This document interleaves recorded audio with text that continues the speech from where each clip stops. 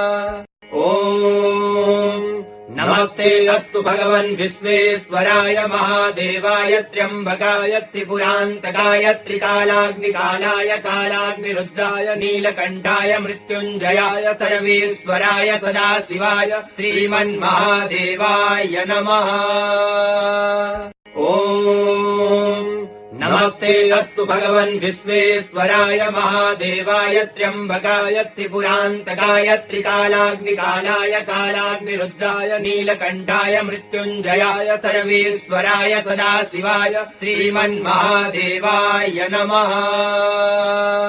ॐ नमस्ते अस्तु भगवन् विश्वेश्वराय महादेवाय त्र्यम्बकाय त्रिपुरान्तकाय त्रिकालाग्निकालाय कालाग्निरुद्राय नीलकण्ठाय मृत्युञ्जयाय सर्वेश्वराय सदाशिवाय श्रीमन्महादेवाय नमः।